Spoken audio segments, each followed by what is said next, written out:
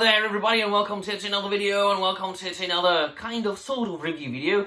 This is the best and the worst I have read in the last year and a half. And why year and a half? Well, because it was a year and a half when I started reading Warhammer 40,000 books. And I just needed to include them, right? Because they're quite honestly the best I have read in a long time, and I didn't want to make it like 2 years or 3 years because it's too much of a long of a time period. And I'm also only talking about new things for me, things that I've read for the first time. Of course, if I could add something that I reread, it would obviously contain something like Osudy dobrého vojáka Švejka, The Good Soldier Švejk from Jaroslav Hašek, my favorite Czech book from my favorite Czech author. I mean, he was able to masterfully depict the hypocrisy of humans, of people, while being highly satirical and hilarious to that point that you laugh out loud when reading a book, which doesn't happen to me very often. I laugh out loud when talking to people, watching films, but very rarely when reading a book. And only 2 authors ever were able to, or have been able to do that so far for me. I mean, literally just grabbed my belly in a fit of laughter. It was Jaroslav Hašek and Terry Pratchett. So, I mean, for those of you who know Czech, Slovakian and Polish people, Feldkurat Katz, a Jew-turned-Christian priest whose only concerns in life were how to get drunk as much as possible, how to smoke as much as possible, borrow as much money as possible from other people, and chase women. I mean, come on. And the movie adaptation with Kopecky in the role of Feldkurat Katz, come on. It's just, well, but we are talking about new things. So quite obviously, I have read over 50 novels from the Warhammer 40,000 and Warhammer Horrors Heresy series over the years, over the year and a half. And I've got all the reviews out there on my channel, so you can check them out. And I have been thinking about that. If I had to pick one, and that's not easy at all, because there is something to all of them. And the world, although some uninitiated people might think that it's all the same, it's not really. And the worlds of Warhammer 40,000 and Horrors Heresy are quite different. And I mean, I'm not talking about the fact that they are 10,000 years apart, but they are 2 very different worlds, and the things that happened in the Horrors Heresy then, of course, affect the entire universe for the next 10,000 years. But I did manage to cut it down to 3 books, which is a trilogy. I do consider it a one story, the same way I do consider The Lord of the Rings to be one story, but it's not really the same, right? The Lord of the Rings was written by Tolkien as one book. Only the publisher later told him that people wouldn't read a book that thick, so he divided it into 3 books. And these 3 books were written by 3 different people, but they are really one story, and there's the initial Horrors Heresy trilogy. I mean, right now I'm at volume 25, and I have enjoyed each and every single one of the volumes. Some I have enjoyed more than others, some I have enjoyed less, and I've also skipped ahead and read, for example, Garo. And they are not, I mean, after book 5 or 6, they are not really always published in a chronological order as far as the chronology of events.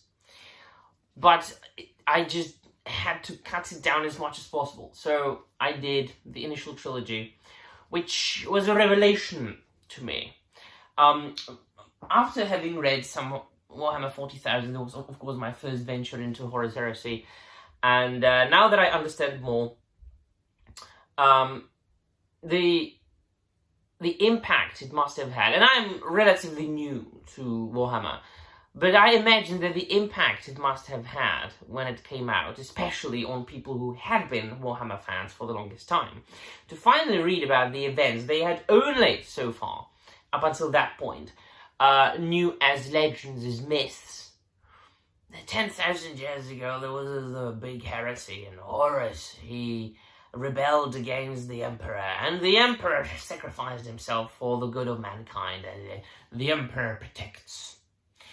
And there were bits and pieces in codexes and White Wolf magazines and some of the other novels, and hints on names such as Guilliman, or as I call him, Robot Guillimon, Sanguinius, Horus, obviously, Leman Russ of the Space Wolves, so on and so forth.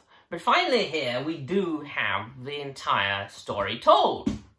In right now, which is over 65 novels, including The Siege of Terra, which I haven't read yet, so no spoilers, please. We all know what it ends up being, but still, no spoilers. You know what I mean. So that's as far as the lore goes, as far as the history, but Warhammer 40,000 and Horus Heresy, and I have stated that on multiple occasions in my videos, is one of the greatest world building I have ever discovered, I have ever encountered in my life. And especially then the world of 40,000, when it's a distant future, of course, but it feels old, it feels ancient, it is a world lived in.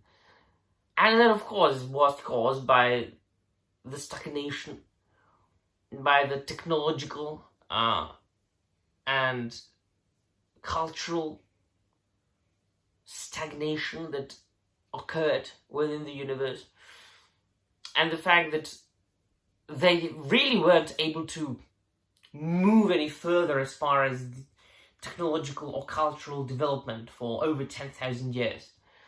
And so everything feels very old and very ancient. And of course, the fact that they implemented Gothic architecture and ancient looking things that are ancient to us, like medieval, Gothic, Renaissance, all together.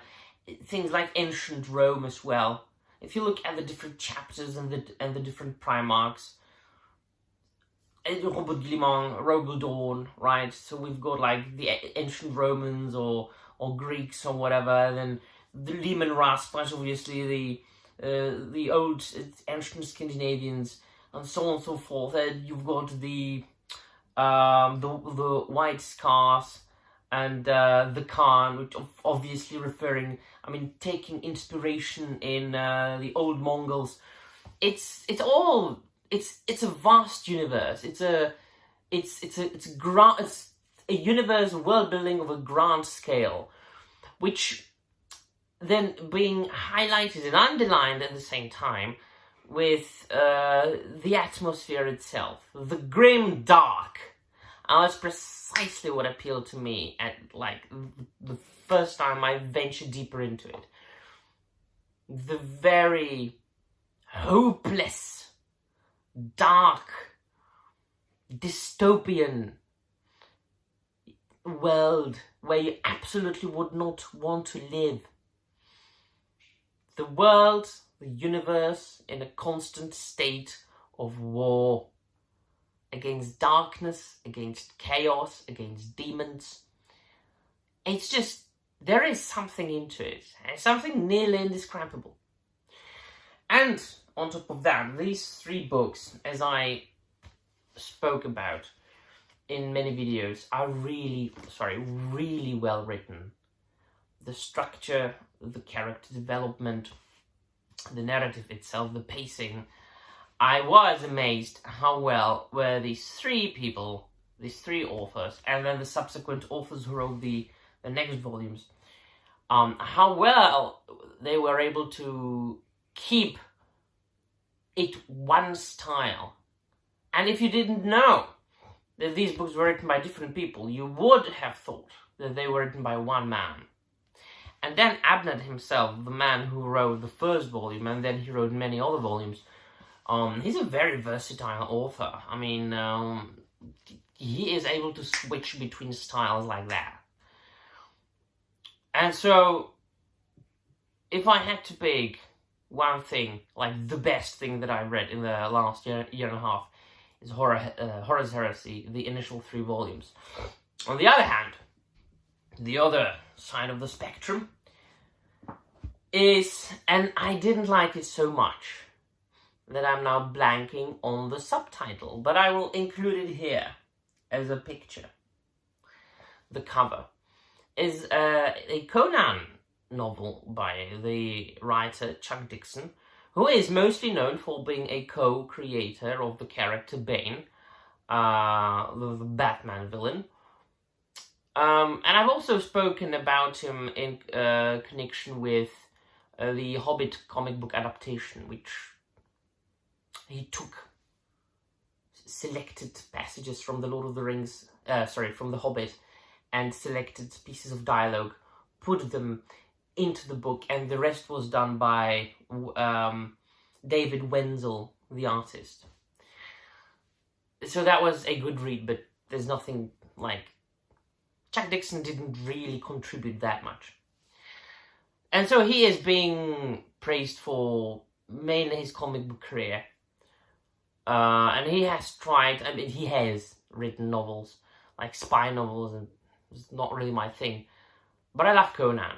And I have never really liked anybody else but Robert E. Howard writing Conan novels, or, prose. I love the comic books, the adaptations, but as far as prose goes, it's Robert E. Howard all the way. And I have tried over the years to read some other people writing Conan, and I never really enjoyed anybody. But, out of a whim, because I think I got some email, I knew some people and they sent it to me. This book was being published chapter by chapter on the internet for free. So I've tried to read it, and I got into about half, maybe even less of the book, and I just put it away.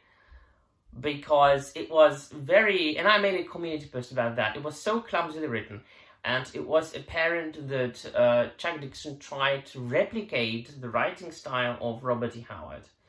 And, but that he shouldn't have done that, because it's really apparent. And it felt as if it was written by a teenager who is writing his first book. That was that much bad it was. And so the characters were bland and boring, and the protagonist himself, Conan as well, there was no to it. There was no... there was absolutely not anything of the atmosphere present in Robert E. Howard's stories, which were able to be replicated in many of the comic book adaptations. But there it was where Chuck Dixon failed. Miserably. And he might have, I think, used his own voice. That could have been a good idea, but at the same time, thinking about it, it might have not been the best idea. I seem to recall now, watching an interview with him where he said and stated that he is not much of a fantasy fan. Well, Chuck, if you're not a fantasy fan, why are you writing Conan the Barbarian novels when apparently it's not your thing? And the final result was horrendous. I had to force myself to read the chunk of the book that I did read. And in the end, I just couldn't continue. It was too much of a chore, too much of a bad experience. So, no, that's absolutely the worst book I have read, not only in the last year and a half, but possibly in the last decade or two. So, this is the best and the worst I've read in a year and a half. Let me know in the comments down below what you think. What's the best book you've read in some time, a year, two, so on and so forth, or the worst? Let me know all about it. I would be very much interested in that. So, my dear friends, that will be all from me today. Thank you very much for watching. See you next time, and Namaste.